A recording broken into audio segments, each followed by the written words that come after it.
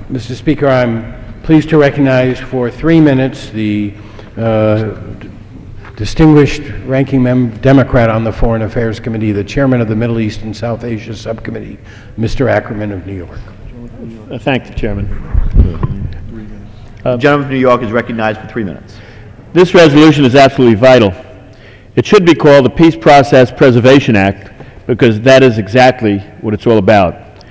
I understand that for many Israelis and many Palestinians there's enormous frustration and disappointment and impatience with the peace process, but there is absolutely no acceptable alternative to it.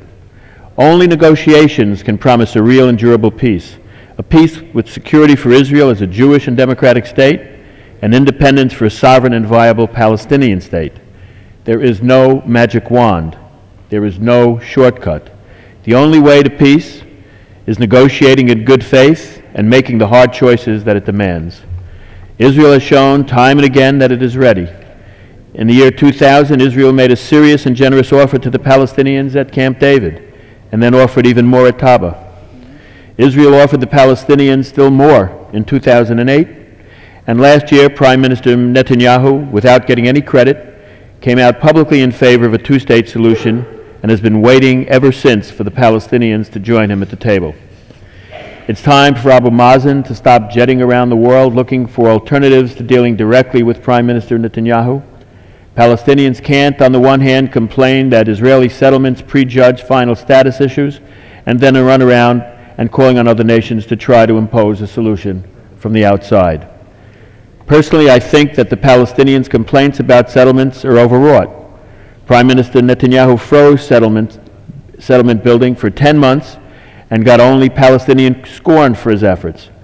Moreover, the peace process, or to promote it, Israel has withdrawn completely from Sinai, Lebanon, and Gaza, so the Israeli track record on land for peace is very clear.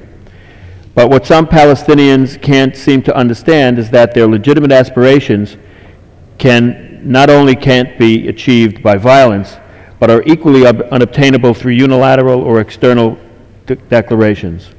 A just and lasting settlement is only possible through a political process, one where both sides make concessions. Any nation that is truly committed to peace or sees itself as a friend of the Israelis or the Palestinians have to recognize that trying to dictate a solution is a recipe for a catastrophe.